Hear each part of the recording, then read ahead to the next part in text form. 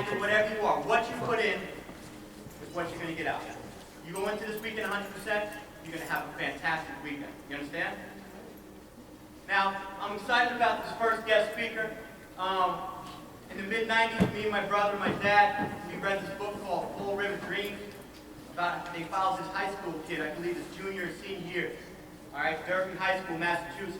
This white 6'2" combo guard. This guy was the real deal. One of the best players in the country as a senior, probably as a junior as well. McDonald's All-American. Played big-time AAU, traveled the country. Legit. I'm not going to tell you the story because he's going to tell it for you. But that's how I got to know this young man. Followed him throughout college, then kind of lost touch with his story. Vibrate, please. And you're one of my leaders.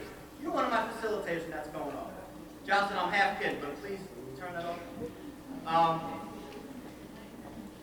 So then, I was reading Sports Illustrated this summer, and they said, Chris Herren's coming out with a book called Basketball Junkie. Called my brother, or my brother called me. We said, let's get it. Got it the day it came out, read it, called my pop, who was a coach as well. He gave me, he's like, I think you should call Chris. Maybe he'll come down and speak to your kids that are wearing it. Called him, talked to his assistant, I believe Jenny. He said yes. I was excited. I did the smart, I'm not that smart, you know, I'm not the brightest guy, but I called him before the ESPN 30 for 30 aired, and it worked out. You know, I think I would have had a little trouble if I called him after in terms of financially. But you know what? He's here, and we're excited. So without further ado, I'd like to introduce Chris Herren.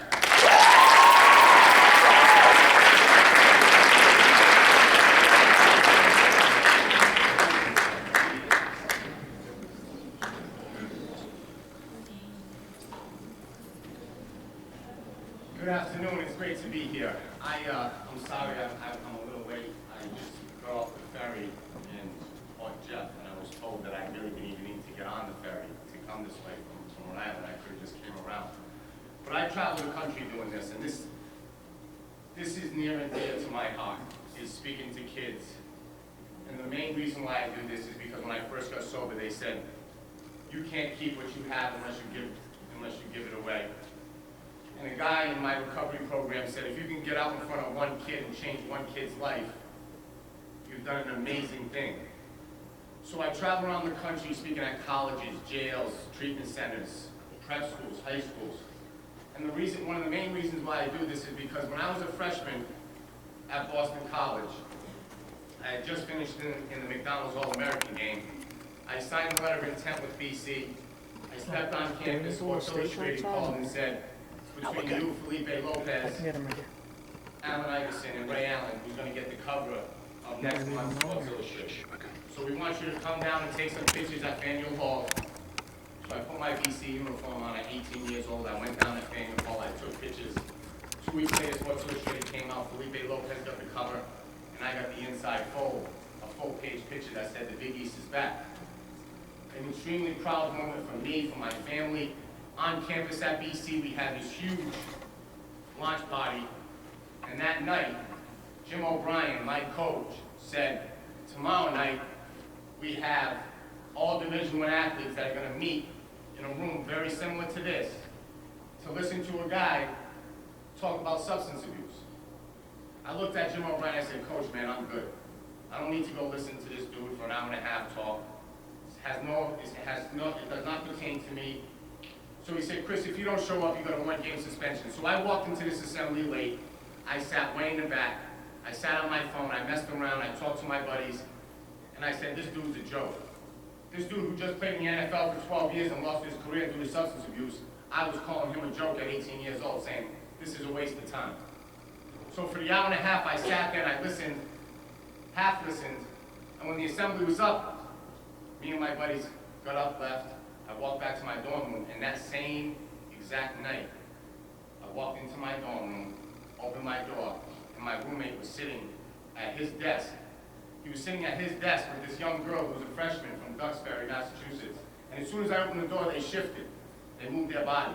So I said, what are they doing? They're hiding something. So I walked up and I looked over the shoulder. And the thing I saw over their shoulder was a big pile of cocaine. First time in my life I ever seen cocaine, 18 years old. Cocaine to me was Lenny Bias. Lenny Bias played for University of Maryland. He was the next Michael Jordan. He was going to save the Celtics from Larry Bird retiring. On draft night, Lenny Bias went out and smoked coke.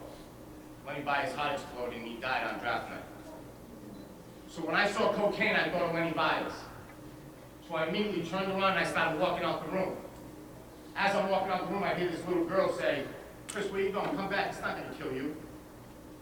And those words flipped me, and I walked right back in. I sat down at the desk.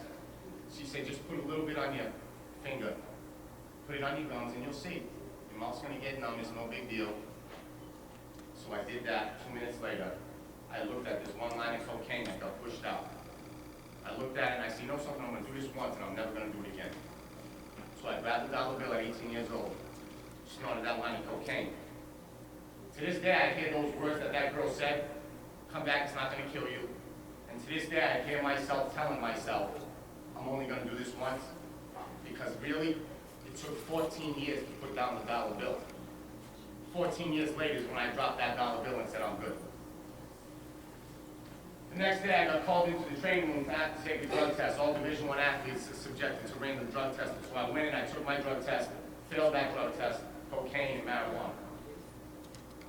In my first game at BC, I'm going up for a layup. I get undercut, I land funny, I break my wrist, I go into surgery, and my freshman year as a basketball player is finished. When my freshman year as a basketball player was finished, I jumped into party. I figured the training staff would stay away from me.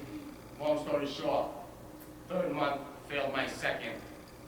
Fourth month, failed my third. And at BC, when you fail 3 drug tests, it's a 1-year suspension. So the athletic director called me in his office and he said, "Chris, we don't care that you scored 2,000 points in high school. We don't care that you were McDonald's All-American. We don't care about Sports Illustrated. You're a danger to our school, to your teammates, and most importantly, to yourself. You need help, go home. We're not suspending you 1 year. We're taking your scholarship away. We don't want you here." So at 18 years old, I had to pack my bags and go home and sit on the couch with my mom and dad waiting for college coaches to call me. 4 months early, my phone would have stopped ringing.